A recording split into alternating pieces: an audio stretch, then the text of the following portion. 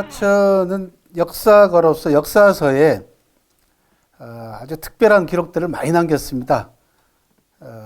아까 잠깐 소개해드렸던 자객들 이야기도 남겼죠. 그 다음에 유협이라고 해서 오늘날로 얘기하면 사실 조직폭력배 두목들이거든요. 그 대신에 이제 힘없고 없는 사람들을 도와주는, 우리로 얘기하면 뭐 의적 뭐 이런 셈입니다.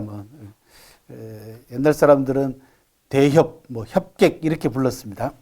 그런 기록도 있고, 또 하나는 점쟁이에 대한 기록도 있습니다. 일자 열전이라 그래가지고 점치는 점쟁이에 대한 기록도 있고, 그 다음에 골계 열전이라 그래가지고 권력자 옆에서 우스갯소리 해주는 사람들이 있습니다. 주로 이제 궁중 연예인들인데, 우스갯소리가 그냥 우스갯소리가 아니라 권력자들이 잘못된 판단을 하거나 잘못된 행동을 할 경우에 따끔하게 아주 재미난 말로, 재미난 비유와 풍자로 직언하는 사람들입니다. 사람들이. 거기 보면 진시황도 나오고, 진시황 아들인 이세도 나옵니다. 골계열전에. 그러니까 우리가 생각할 때는 굉장히 딱딱하고 근엄한 폭군 이미지를 가지고 있던 진시황도 사실은 농담을 할 줄 알았다라는 거죠. 이런 골계열전도 있고 의사들에 관한 기록도 있습니다. 그리고 누가 뭐라 그래도 사기 130건 가운데 최고의 명편은 여러분들한테 계속 소개해드리고 있는 상인들이 등장하는 화식열전이라고 하는 중국 역사상 유명했던 30여 명의 상인들에 대한 기록입니다. 이 기록 때문에 2000년 넘는 세월 동안 사마천이 어마어마한 비난에 시달렸습니다. 사실 뭐 우리 조선시대 때도 양반도 그랬지만 중국도 마찬가지였습니다. 유교의 그 도덕주의적이고 보수적이고 상업과 경제를 무시하는 유교의 그 이념에 매몰된 사람들 때문에 사마천이 거기에 돈 이야기하고 권세 이야기했다고 어마어마한 비판을 가했습니다. 실제로. 그런데 최근 100여 년 사이에 사기 130건 가운데서도 최고의 명편으로 화려하게 재등장했던 편이 또 화식열전이기도 합니다. 그 가운데 오늘은 여러분들한테 계연이라고 하는 경제 사상가이자 상인이었던 이 사람을 소개를 해드리도록 하겠습니다. 이 계연이 남긴 유명한 명은 이겁니다. 가뭄이 들면 배를 준비하고 홍수가 나면 수레를 준비하라 라고 아주 유명한 명언을 했던 사람입니다. 좀 이따가 이제 설명을 드리도록 할게요. 계연은 기원전 6세기 말에서 기원전 5세기 초에 살았던 인물로 추정을 하고 있습니다. 정확한 생물 연도가 안 나와 있는데, 다른 기록에는 여러분들한테도 소개해 드렸던 범녀라고 하는 5월 춘추의 주인공 가운데 한 사람이죠. 군사가이자 정치가로 시작했다가 나중에 사업가로 변신을 해서 인생 최고 절정기에 은퇴해가지고 사업가로, 상인으로 변신해가지고 삼취삼산했던, 재산을 3번이나 크게 어마어마하게 재산을 모아가지고 모두 다 사람들에게 나눠줬다 해서 3번 모을 치자, 3번 모으고 3번 나눠줬다, 흩었다 해서 삼취삼산이라고 하는 노블레스 오블리주를 실천했던 대표적인 인물이 범녀입니다. 이 범녀의 스승이라고 하는 설도 있습니다. 다른 기록에 보면은 성은 신시요 자는 문자다라고 하는 그런 기록도 나와 있는데요. 월나라를 떠돌 때 범녀를 만났다라고 하는 설화도 남아 있습니다. 화식열전에 이 계연이라는 사람이 대단히 돋보이게 기록이 되어 있고, 계연 칠책이라고 하는 기록이 남아 있습니다. 계연이 사업을 하거나 장사를 하거나 나라를 다스리는데 필요한 7가지 비책, 이게 계연 칠책이라고 합니다. 이게 뭔지는 아무도 모릅니다. 월나라가 범녀의 월나라 구천이라고 하는 최고 지도자가 범녀를 참모로 둠으로써 오나라를 멸망시키고 원수를 갚았잖아요. 와신상당 끝에. 이 범녀가 계연의 제자다 보니까 범녀가 월나라에 대해서 시행한 정책도 계연 칠책의 일부였겠죠. 그죠? 예. 그래서 옛날부터 나라를 다스리거나 경영하는 데 있어서 비책이, 누구나 다 비책이 있잖아요. 그럴 때 비유하는 단어가 계연칠책이다. 이렇게 비유를 합니다. 경제사상가이자 책략가로서 계연의 이름이 남아있는데 중국에는 연상심계라고 하는 여기 보면 연상심계라고 돼 있죠. 그죠? 예. 이런 네 글자가 전해져 내려옵니다. 연은 계연의 연자고요. 계연할 때 연자고, 상은 한나라 때 유명한 경제 전문가였던 상홍량이라고 하는 사람이 있어요. 상홍량. 그래서 계연의 마음 씀씀이와 상홍량의 계산이다. 그런 뜻이에요. 그러니까 뭔가 계획을 잘 세우고 계산을 잘하는 사람을 비유할 때 쓰는 사자성어가 연상심계라고 하는 사자성어를 씁니다. 상홍량이라는 사람은 특히나 계산을 잘했답니다. 그래서 가을에 짐승의 털까지 헤아린다라고 하는 유명한 또 고사가 있어요. 가을에 짐승이 털이 얼마나 많이 납니까, 그죠? 그 털까지 다 일일이 헤아려가지고 세금을 거뒀대요.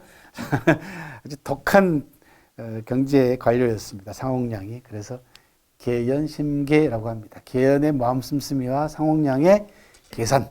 계연이 경제정책과 그 다음에 국가정책을 어드바이스 충고하는 데 있어서 나온 유명한 사자성어가 지투수비입니다. 지투, 싸울 걸 알면 장차 저쪽 상대하고 경쟁을 하거나 또 저쪽 나라하고 싸워야 된다는 걸 알면 어떻게 해야 돼요? 준비하라 그런 얘기입니다. 닦을 숫자에다가 준비할 빗자잖아요. 준비해라 라는 겁니다. 굉장히 유명한 사자성어입니다. 장차 내가 저 사람하고 뭔가를 놓고 경쟁을 해야 되거나 또는 저 나라하고 싸워야 되는 걸 알면은 준비를 하라 라는 얘기입니다. 그때 준비에서 가장 중요한 게 뭐냐 그러면 경제입니다. 그러니까 군대력, 군사력도 마찬가지죠. 경제가 뒷받침되지 않는 군사력은 허망한 겁니다. 숫자만 많아가지고 뭔 소용이 있겠어요. 그 군사를 훈련시키려면은 훌륭한 장수가 필요하고 또 싸워서 이기려면은 좋은 무기가 필요하지 않습니까? 다 돈이단 말입니다. 다 경제력입니다. 전쟁은 원래 옛날부터 내려오는 유명한 명언이 있죠. 전쟁은 정치와 경제의 집합이다 라는 그런 유명한 말이 있습니다. 이때 왜 정치를 얘기하냐 그러면은 리더가 어떻게 그죠 전쟁을 대비해서 국민들을 이끌어 가느냐라는 리더십 발휘죠. 그리고 그 나라가 얼마나 일치 단결되어 있느냐라는 거고, 두 번째는 경제입니다. 그래서 정치하고 경제력 교육입니다. 전쟁이라는 건 결국 다른 게 아니고. 그래서 개인이 내세웠던 유명한 지투수비를 뒷받침해주는 가장 중요한 것은 경제치국입니다. 경제로 나라를 다스려라 라고 하는 경제치국의 논리를 2500년 전에 내세웠다라는 거죠. 지금 우리나라가 얼마나 저 얘기 많이 합니까? 그죠? 경제 하잖아요.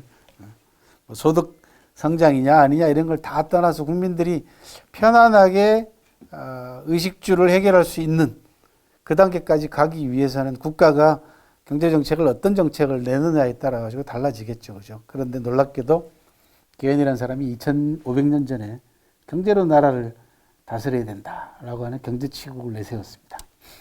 이런 점에서 개연의 경제사상은 대단히 진보적이고 그리고 장기적입니다. 멀리 내다봐야 된다라는 거 하나고, 그 다음에 부차에게 패한 구천에게 아까 말씀드린 대로 개연 7책 법률을 통해 가지고 개연 7책을 제안을 했다라고 하는 그런 이야기가 있고요. 그 다음 지투, 좀 전에 말씀드린 대로 싸울 걸 알면 어떻게 해야 된다고?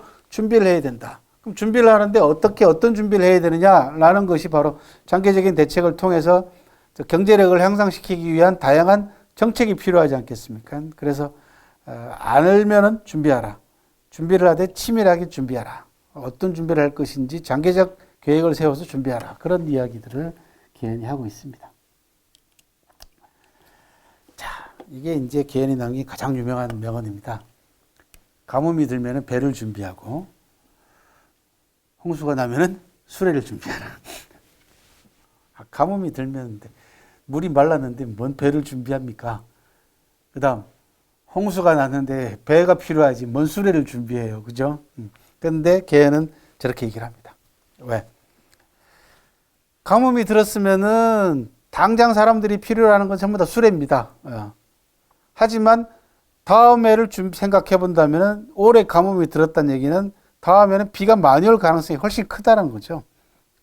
그러니까 그때를 준비해서 미리미리 배를 준비해 놓으라는 거고, 이거는 사업하는 경영하는 사람한테 얘기를 하면은 어떠한 물건이 예를 들면 뭐 농사를 얘기하면 올해 마늘 농사가 잘 됐잖아요. 그러면은 어떡합니까? 내년에도 또 막 사람들이 마늘값이 좋고 하면은 막 전부 다 마늘 농사를 짓잖아요. 그래 마늘값이 뚝 떨어지잖아요. 그런 거 저기 영광 살면서 그런 얘기 많이 들었거든요. 지난해 양파 잘 됐다 그래가지고 올해는 뭐 너나 나나 할 것 없이 다 양파 하는 바람에 양파 값이 똥값 됐다 그런 얘기 많이 들었거든요. 똑같습니다. 예. 저 가뭄 때는 전부 다 사람들이 가뭄에 필요한 물건들만 준비하려고 막 애랬습니다. 그러니까 배는 소홀히 하는 거죠.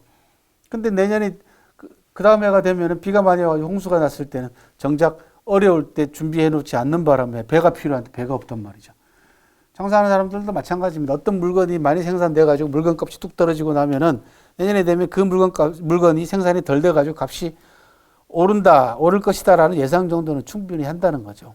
그래서 철두철미하게 개인의 경제 사상은 수비입니다. 준비하라는 겁니다. 다른 게 아니고 홍수 때는 그래서 배가 아닌 수레를 준비하라라는 겁니다. 이건 무슨 얘기냐 그러면 경제 발전과 경제 문제에 있어서 어떤 나름대로 주기와 규칙이 존재하더라는 겁니다. 대개 세계 경제가 10년마다 한 번씩 불황이 옵니다. 한 2020년 정도 불황이 올 걸로 현재 세계 경제 위기가 올 걸로 현재 예상들 하고 있습니다. 뭐 사업하시는 분 계시면 준비하셔야 됩니다. 나머지 뭐 그렇지 않은 분들은 뭐 별 상관없지만은 그죠. 지금 한 12년 만에 오는 걸로 알고 있습니다. 2008년도에 경제가 굉장히 어려웠거든요. 세계 경제가 되게 10년 주기로 옵니다. 세계 경제 위기가. 그래서 2020년으로 현재 예상을 하고 있습니다. 그런데 기현이라는 사람은 2500년 전에 이미 그런 주기, 경제 발전과 경제 위기나 경제 호황에 있어서 주기가 있더라는 걸 찾아낸 사람입니다. 누가 뭐라 그래도. 그게 뭐냐 그러면은 자기가 볼 때 6년마다 풍년이 한 번씩 들고, 큰 풍년이 6년마다 가뭄이 한 번씩 들고 12년마다 큰 기근이 오더라는 걸 나름대로 찾아냈습니다. 그래서 가뭄이 들면은 배를 준비하고 홍수가 들면은 수레를 준비하라라고 하는 겁니다. 다른 게 아니라. 이 부분은 사실은 농업 경제 위주의 당시 상황에 있어서 상당히 일리가 있습니다. 실제로. 농사는 철저하게 음력으로 움직이고 절기가 있고 그다음에 계절의 변화, 그다음에 기후의 변화하고 밀접한 관계를 가지고 있기 때문에 사실은 나름대로 상당히 일리가 있습니다. 지금 이게 딱 맞아 떨어지지는 않지만은 지금은 이제 뭐 예보라는 게 있어가지고 근데 올해 같은 경우는 예보가 거의 무색했잖아요, 그죠? 요즘 뭐 일기예보가 영 안 맞아가지고 욕을 얻어먹고 있는데 민간기구 일기예보 프로그램이 훨씬 더 정확하다는 거 아닙니까? 그래서 여러분들이 요즘 어플리케이션이나 스마트폰 어플리케이션 같은 거 잘 여러분 살펴보시면은 우리나라 기상청보다도 일기예보가 더 정확한 어플리케이션들이 많습니다. 그리고 그 전체 별자리 보는 어플리케이션 같은 거 보시면 깜짝 놀랍니다. 심지어 그 위성이 뭐 얼마나 떠 있는가, 위성 떠 있는 것까지 다 나옵니다. 어플리케이션 하늘을 이렇게 비치면서 보면은 이게 큰 곰자리인지 안드로메다인지 다 별자리 환하게 나오거든요. 어플리케이션 돈 안 주고도 다운받을 수 있고 좀 더 돈을 지불하면 훨씬 더 이 전체에 더 깊이 있게 들어가서 별자리 공부를 가만히 앉아서 스마트폰으로 할 수 있는 세상이 됐습니다. 그리고 지금 전 세계 비행기가 얼마나 떠 있는가도 다 알려줍니다. 요즘은. 그리고 이번에 네이버하고 다음에서 북한 지도를 공개를 했습니다. 지금까지는 북한 지도라는 게 그냥 그 지형도만 나와 있었어요. 산악과 평야 이렇게만 나와 있는데 이번 여러분들 평양 한번 쳐보세요. 네이버나 다음 가면 그러면 평양에 인민궁전이 어디가 있으면 무슨 뭐 지난번에 우리 대통령이 연설했던 그죠 그 공연장 5일 경기장인가요? 그 공연장도 다 이름이 다 나옵니다. 그래서 그런데도 구글 어스하고 비교하면은 형편없이 떨어집니다.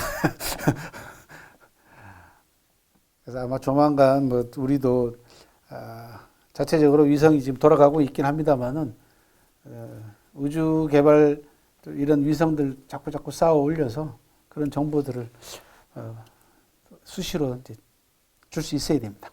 지금까지는 우리나라 국립지리원이라는 데가 그걸 막았어요. 지도 다 돼 있습니다. 지금 다 돼 있는데 못하게 막는 거야. 그러니까 지금 어떤 세상인데 아직도 그런 폐쇄적인 방식으로 하고 있어요. 그래서 개연의 사상에서 가장 돋보이는 대목 가운데 하나가 뭐냐 그러면요. 사업을 하는 사람이나 경영을 하는 사람, 특히 자기가 어떤 상품을 생산해 가지고 파는 기업인들은 윤리와 도덕이 대단히 중요하다. 우리가 이제 경영윤리라고 얘기하고 상도덕이라고 얘기를 하잖아요. 이게 굉장히 중요하다라고 하는 이론을 내세운 사람입니다. 그게 뭐냐 그러면 양식의 가격이 안정되어야만이 시장이 활기를 띈다라고 하는 아주 유명한 말을 합니다. 저는 이 개연이나 백규 같은 이 고대 2000수백 년 전에 상인들이자 경제사상가들한테서 많은 그 공부를 하고 또 그런 통찰력을 얻게 되는 게 뭐냐면 이런 겁니다. 이게 상도덕입니다. 상인은 무조건 이윤을 많이 남기는 것이 최고다라고 하는 것에서 한 발자국 더 나가 있습니다. 이게 뭐냐 그러면 백성들한테 제일 필요한 건 뭐냐 그러면 생필품인 그것도 먹는 거, 그죠? 예. 곡식 가격이 제일 중요해요. 농업 중심 사회에서는 더 하잖아요. 그죠? 양식값이 올라가거나 너무 떨어지거나 하게 되면은 백성들 삶 자체가 황폐해진단 말이죠. 그래서 상인들은 뭐 하는 사람들입니까? 그 곡식을 사다가 파는 사람 아니에요. 그죠? 그런데 곡식이 풍년이 들어가지고 곡식값이 엄청나게 떨어졌어요. 그럼 상인들은 어떡합니까? 그걸 안 사, 요즘 상인들 같으면은 곡식값이 더 떨어질 때까지 기다린단 말이에요. 곡식이 완전히 땅바닥까지 갈 때까지 기다렸다가 사들인단 말입니다. 그리고는 자기가 그걸 가지고 가격을 조정해가지고, 그죠? 자기 마음대로 시장 가격을 조정해가지고 비싼 값에 팔거나 이런단 말이에요. 그러면 농업 생산자들은, 농민들은 얼마나 힘들겠어요. 왜? 형편 말도 안 되는 값으로 곡식을 팔았기 때문에 그 돈 가지고 다른 생필품을 살 수가 없는 거야. 그래서 걔는 뭐라고 얘기하냐 그러면 곡식 값을 안정시켜야 된다. 그래서 어느 정도 선을 넘으면 안 된다는 겁니다. 떨어져도 여기 나오죠. 그죠? 한 대 20전이면은 농민이 손해가 나고 90전이면은 상인이 손해를 본다라는 거죠. 당연하죠. 그죠? 한 대 20전 밑으로 내려가면은 농민들은 너무 싸기 때문에 손해보죠. 근데 한 대를 90전 이상으로 사게 되면은 당연히 상인들이 손해를 보는 겁니다. 그래서 상인이 손해가 나면은 교육이 정체가 되고 돈이 돌지 않고 농민이 손해가 보면 생산성이 떨어지고 농지가 황폐해. 왜 농사 지을 필요가 없어요. 그 돈 가지고는 안 된단 말이에요. 그래서 지금도 마찬가지 아닙니까? 농촌사에 보면은 이건 뭐하러 내가 농사 지어? 그러고 밭 갈아엎고 농 갈아엎는 경우 막 시위하면서 그런 거 생기잖아. 왜? 값이 그만큼 안 되니까 그런다. 식량 가격은 한 대에 80전을 넘지 않아야 되고 30전 밑으로 떨어져서는 안 된다라고 얘기를 합니다. 굉장히 중요한 겁니다. 사업을 하는 사람 상인들은 보통 일반 백성들의 생활, 즉 가장 중요한 생필품의 가격을 적정 수준에서 안정시키는 상도덕과 상윤리를 갖고 있어야 된다는 거죠. 여러분들한테 굳이 내가 얘기할 필요 없는 건데, 그죠? 우리나라 재벌들한테 얘기해야 되는 건데. 골목 사건까지 침범해가지고, 그죠?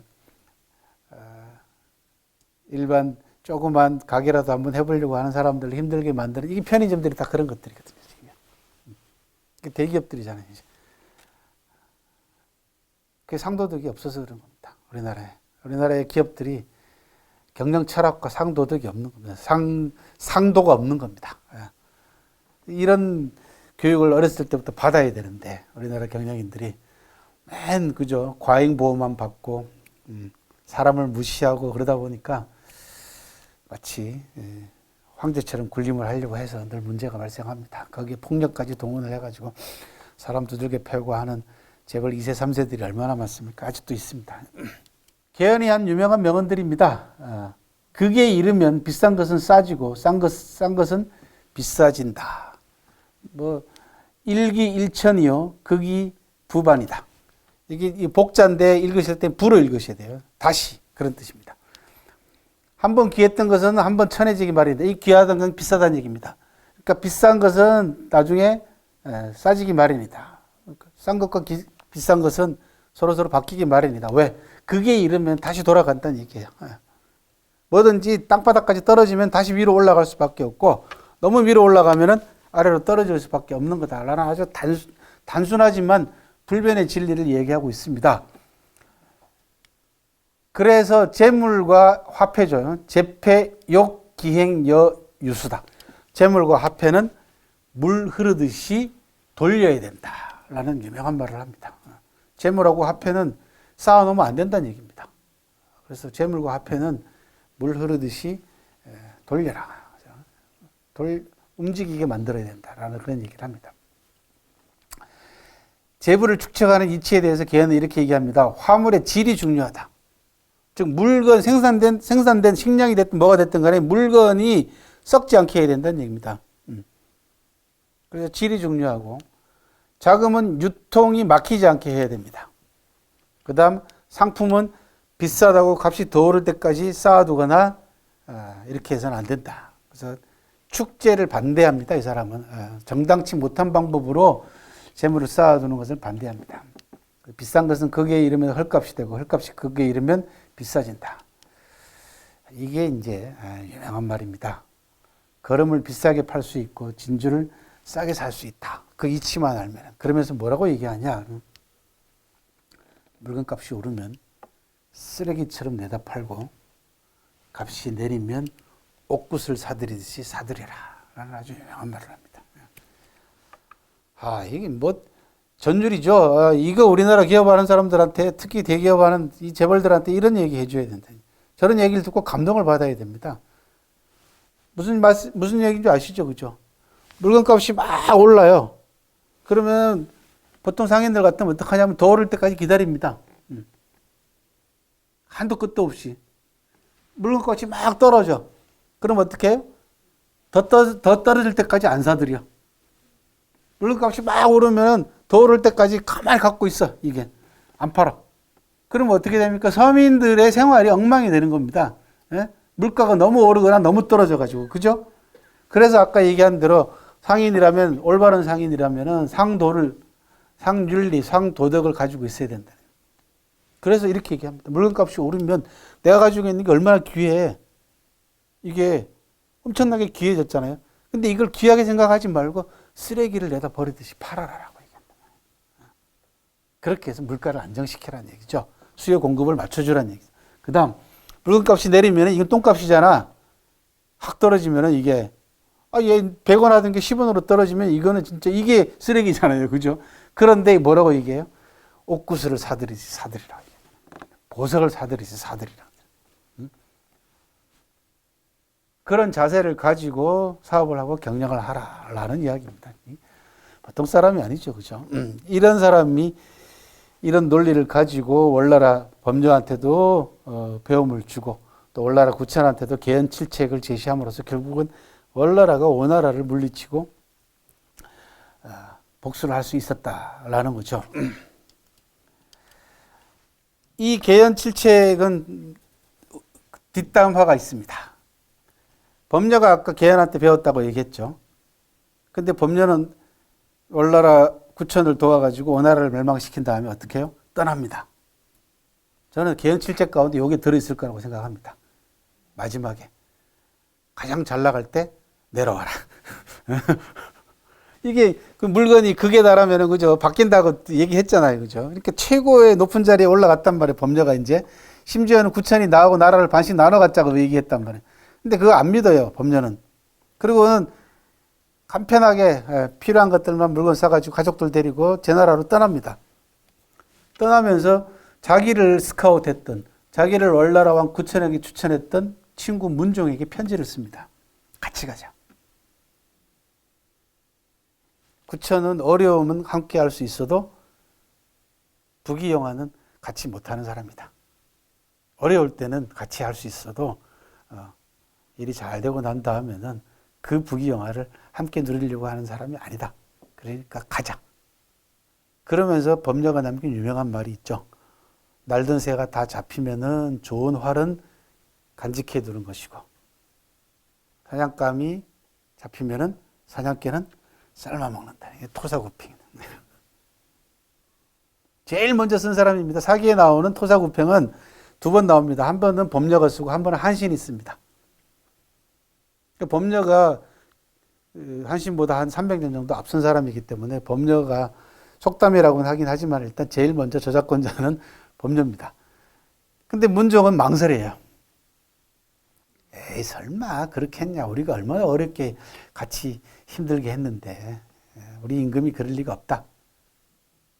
같이 못 갑니다. 그런데 아니나 다를까 구천이 문종에게 사람을 보내가지고 야, 니들이 오나라를 물리치는데 계연 7책이 있다고 얘기해서 썼는데 5개밖에 안 썼는데 이미 오나라를 멸망시켰다. 나머지 2개로는 뭘 하려고 하냐. 이렇게 반문을 합니다. 그건 나한테 써먹으려고 하는 거 아니냐 이런 얘기예요. 쉽게 얘기하면. 왜 나머지 2개는 왜 나한테 얘기 안 해주냐는 얘기입니다. 그리고는 칼을 내려서 결국 문종이 자살을 합니다. 오자소처럼. 이게 계연칠책의 흔 이야기입니다. 그러니까 구천이라는 사람도 계연칠책이 얼마나 대단한가라는 걸 잘 알았고 그 가운데 5개는 써먹었는데 오나라를 물리치는 나머지 2개가 궁금한 거야. 근데 법녀는 떠났죠. 그러니까 남은 문종한테 그걸로 다그치는 겁니다. 다그치는 겁니다. 야, 너 7개 있다고 해놓고 5개밖에 안 썼잖아. 나머지 2개로는 뭘 할 거야? 이겁니다. 혹시 나한테 써먹으려고 그러는 거 아니야? 그렇게 의심을 하는 겁니다. 문종이 그제서야 법녀가 한 말의 뜻을 알아듣고는 스스로 목숨을 끊었다라고 하는 이 계연칠책의 뒷이야기도 씁쓸하게 남아 있습니다. 어찌됐든 간에 이 계연이라는 사람은 2500년 전에 놀랍게도 상인의 상도덕과 상윤리 그 가운데 가장 중요한 것은 백성들의 서민들의 물가 안정의 책임을 가지고 있어야 된다라고 하는 유명한 말을 아까 말씀드린 대로 물건값이 오르면은 쓰레기를 내다 팔듯이 내다 팔고 물건값이 떨어지면 옥구슬을 사들이듯이 사들여라 라는 아주 유명한 명언을 남긴 인물이었습니다. 단순하게 뭐 경영, 기업에만 적용되는 문제가 아니겠죠. 그죠? 인간이 갖춰야 될 보편적인 상식에 관한 이야기가 아닐까 싶어요. 그러면 저는 오늘도 제 강의가 완벽했다고 착각을 하고 다음 기회에 뵙도록 하겠습니다. 수고 많이 하셨습니다.